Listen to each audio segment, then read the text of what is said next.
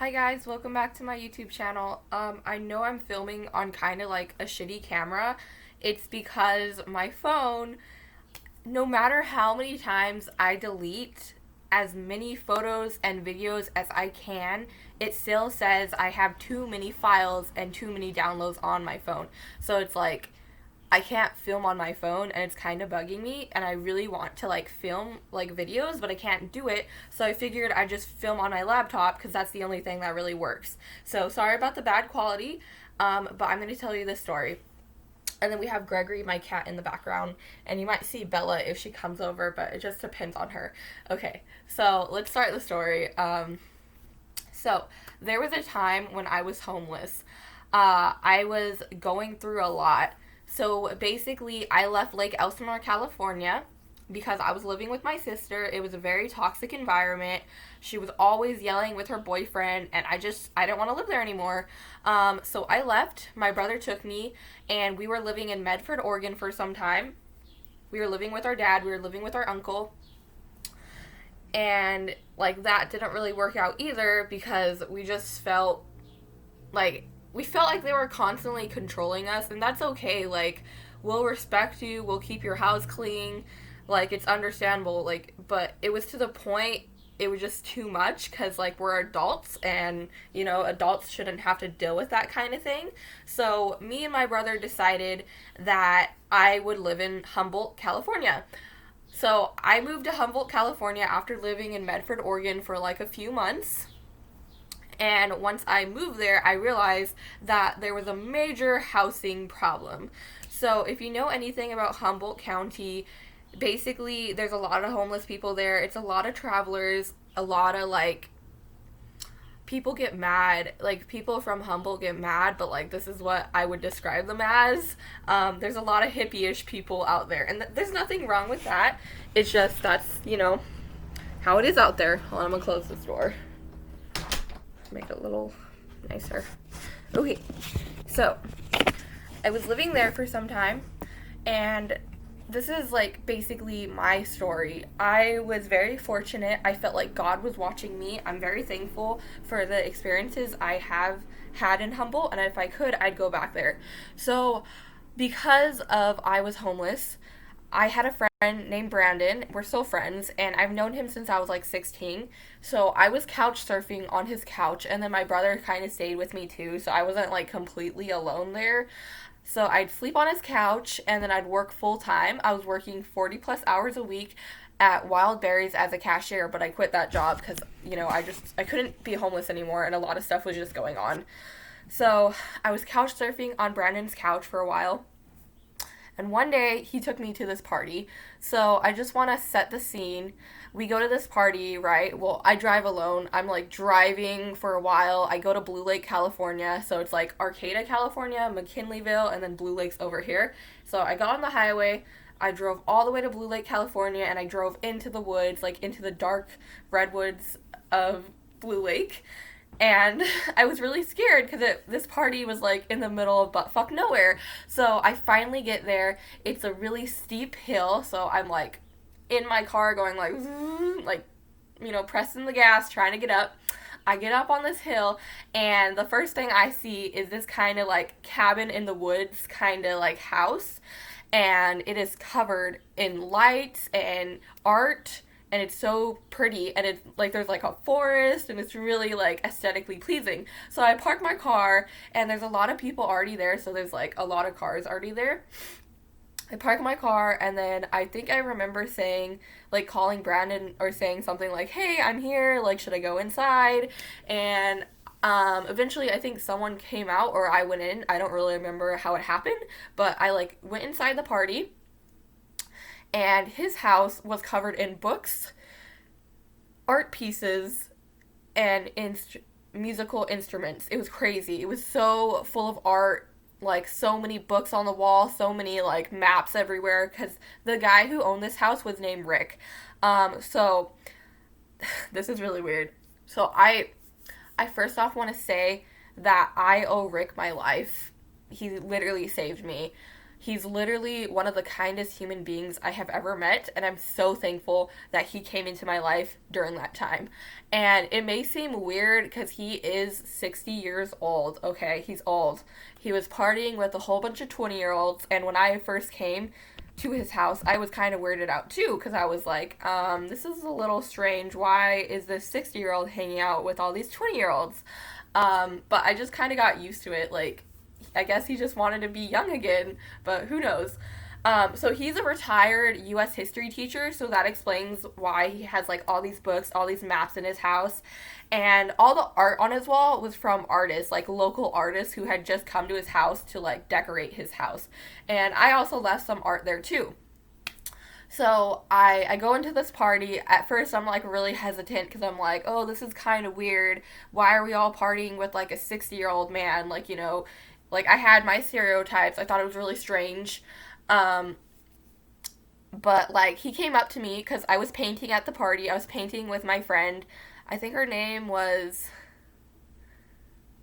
I think it started with a D. I forgot her name, but like I really missed her a lot. I'm a bad friend. But yeah, I was painting with my friend because everyone was either painting, partying, or they were dancing or playing with instruments. And I just so happened to like be out on the deck painting with this girl. So he walks up behind me, this guy, Rick, that I didn't really know at the time. And he was like, wow, that's really cool. Because I was like painting a face. And I was like, oh, thank you. That's really cool that you thought that too. It was kind of weird, but that was like how our first interaction went. And as the party had gone on, my friend Brandon, I'm not mad that he did this. I'm kind of thankful that he said something. He said, "Oh, Brianna's couch surfing on my couch," and he was telling everyone that I was basically homeless. And I felt really embarrassed, but then like other people at the party were like, "Yo, I was homeless for a while in Humboldt too. There's a major homeless problem here. Like just because you're homeless doesn't mean you don't have a job." And so I just felt really embarrassed because of that. But then this girl, this random ass girl that I have never met in my whole life, she comes up to me. Her name is Jackie, and she was like heaven sent.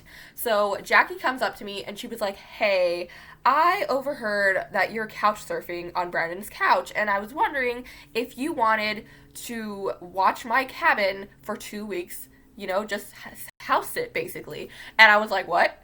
And she was like, yeah, let me go show you this cabin. So I follow this complete stranger into the woods, and it was so scary because my heart was racing. I was like, I don't know if I should trust this person, but luckily nothing bad happened. We walked up to this like trail, and it was like covered in pine trees, like really beautiful redwoods. We walked up all the way to this trail, right? And in the middle of nowhere, it's like super dark. Like it's creepy. I'm like, where are we going? It seems like we've walked for about not a mile, but like maybe a little bit, not like super far, but like it was kind of far. So I'd say like half a mile or maybe less than that. So less than half a mile. So we walk up this hill, and then out of nowhere I see this cabin, and I see this light shining through. We go inside this cabin, and she was like, this is my cabin. Me and my boyfriend live here for free. And I was like, what? And she was like, yeah. So basically we met Rick at my sister. She said her sister, I forgot her sister's name, but Jackie's sister met this guy Rick at a Goodwill one day, and they became friends. And eventually Jackie met Rick, and then through them he was like, hey, I have a lot of land, I'm kind of lonely, my wife died, do you guys want to live on my land? And he was like, Jackie and Joe, that they're like partners, they were like, oh yeah, that'd be so awesome, and then we'll help you out, and then you could help us out, and it's like a win-win situation. So Jackie and Joe built a cabin on this guy's land, and Rick allowed them to stay there rent-free for the rest of their lives. And I was like, if that is not telling you how generous and how great this man is, then I don't know what to say. But because of this, they were like, we were homeless for some time and we want to help you out. So they said, you can stay in our cabin for 2 weeks, just keep it clean and air out the place, because Humboldt has like a mold problem, so you have to like constantly move this fan around, but like I did it. So she said, I need to talk to my boyfriend and then I'll see what, he says. And if it's okay, then I'll allow you to stay here. And I was like, oh my God, that'd be really cool. And so I was like, the party ended that night. I met Rick, I met Jackie, I met Joe, and I went back to Brandon's house. I slept on the couch. I woke up the next morning, I went to work, and I continued to feel pressure. So I was telling Brandon that I was going to be out by I don't even know when, August or something. And he was like, oh, I kind of want you out sooner than that. So I felt a lot of pressure. So one night I decided I'm going to go sleep in my car. So this was before Jackie and Joe had left to SoCal, because that's the whole reasoning why they were going to allow me to stay in their cabin for 2 weeks, was when they left to SoCal. So I parked on the street. I had my Prius. I had these window covers, and I was like, okay, I'm gonna sleep in my car tonight. And I was kind of freaking out. I was kind of scared, but I gained the courage. I messaged Jackie and I was like, hey, would it be possible if I could park my car and sleep in my car on Rick's property? And she was like, yeah, let me just go ask Rick. And then Rick was fine with it. So I drove all the way to Blue Lake. I parked my car in his driveway and I slept in my car. And that night I had left my windshield wipers on, and I had a camping shower, so I literally showered in his woods. I had a bathing suit on, so I wasn't naked, but I was I'm not the homeless person to not bathe myself. So I slept in my car for one night. I bathed myself in the forest with my camping shower. I had a water jug, and I poured the water jug into the shower, and then that's how I bathed myself. So the next morning I woke up. I was my hair was soaking wet, and she was like, how did you shower? And I was like, oh, I have a camping shower. So yeah. So she left to work, and then I was gonna leave to work, but then my car wouldn't start because I left my lights on all night. I didn't know. Come to find out, Rick and Joe were gonna wake me up, but they don't want to be creepy. They said, oh, we're gonna wake you up and tell you your lights were on, but we don't want to be creepy about it. And I was like, oh, it's okay. I wish they would have, but it's okay. Either way, Rick and I didn't really know what to do, so I think he was outside. Either he was outside or I knocked on his door, but I asked him, I was like, hey, can you power start my car? I'm really sorry about this, but my battery's dead. My battery was dead, and I couldn't start my car. And he was like, yeah, I'll start it. So he starts my car for me, and I was like, thank you so much. And then he even offered me, he was like, if your car breaks down again, I will drive to your work, start your car up again, and then you can stay here. He didn't care. He was like, you could stay here as long as you want.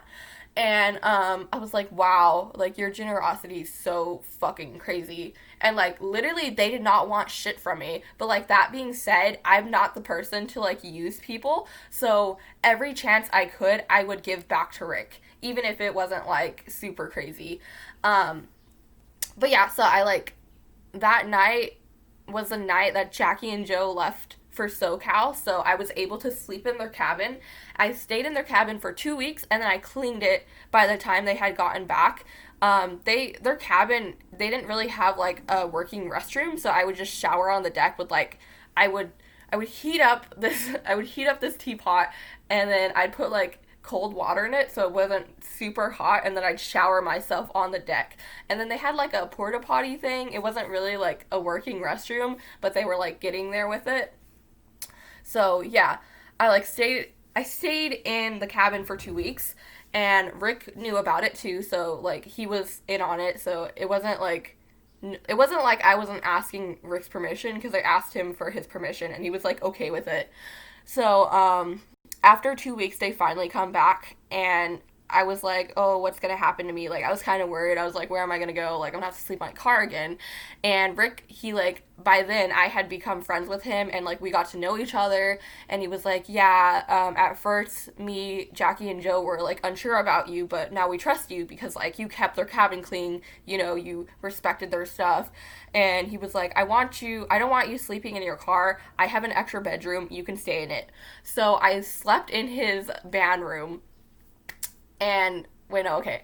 At first, I was gonna sleep in his band room, but I didn't want to do that for some reason because I don't know why, but he had like this junk room, right? This room was full of junk, and it was like behind the kitchen counter, and it was so gross. So I cleaned out this whole room. Like I cleaned it so crazily. And once I was done cleaning with it, I kind of like moved all my stuff in there and I was just like sleeping in his room. And then ooh, I do want to say this. Sorry, I kind of forgot. I'm like gonna backtrack a little bit. When Jackie and Joe went to SoCal, Rick just so happened to be going to New York too. So I was like alone in the woods for 2 weeks. It was really scary coming home, but like at least I did it. But I'm really thankful they did it for me. But yeah, so Back to the Future. So I cleaned out this like little room and I slept in it for a while, but then I started getting really sick. And I believe I was breathing in mold. And I told Rick about it. I was like, "Hey, there's a hole in your wall, and this whole room smells really moldy. I think you should be aware of that because he's an old man. He shouldn't be around all that mold. But it's Humboldt. He can't really. It's really expensive to get rid of that stuff." But I warned him about it, and he was like, "Oh, it's okay." So he said, "You can move into the band room if you don't want to be breathing in mold." And I was like, "Okay, I'll do that." So I moved into the band room, and like the band room actually had a door in it. And I do want to say, like at first, I was really scared. I would sleep with pepper spray, cause I trusted Rick, but I was just like afraid, cause like it's hard being a girl in this world. I was afraid that he was gonna touch me or something. He never did. We never had any sexual relationship or anything like that. But I would sleep with pepper spray because I was afraid because I didn't know this person. But as I got to know him over the months, I gained his trust. I still had my guard up a little bit to be, safe because I was living in his house and it was weird because I was like really, I was 21 and he was 60. Um, but yeah, nothing ever happened. Like every time he asked me to help him, I'd help him. The things I helped him with to like, cause I was living there rent free, so I would make him breakfast in the morning. I would cook his food. Like every chance I would, I'd like buy him groceries. I'd like give him stuff, and it was really sad to like see the condition he was in, cause like he doesn't have children.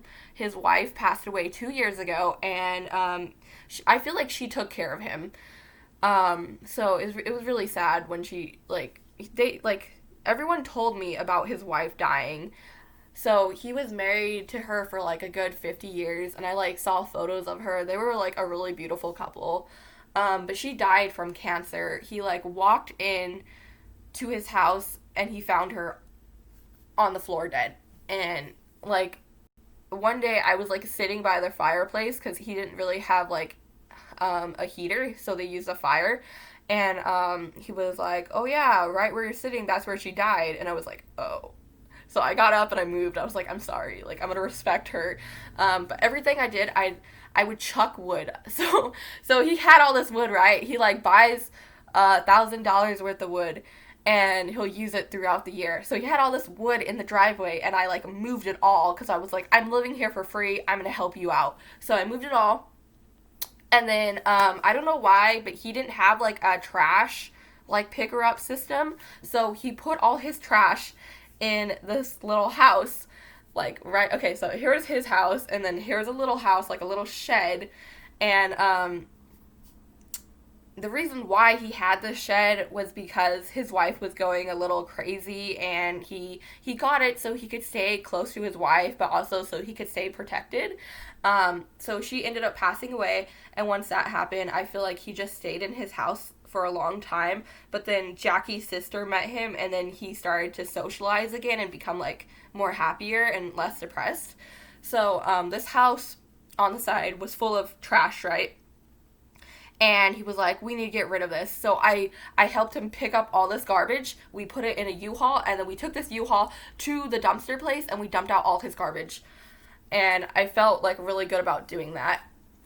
But I will explain the reason why I left this place. It's not because of Rick at all, but he had a really crazy girlfriend. So that's going to be in part two, and I hope you guys liked watching this video. and I'm very thankful that I got to meet these people. I'm still friends with all of them, so I'm gonna say goodbye to you guys, and I'll see you later. Have a good day.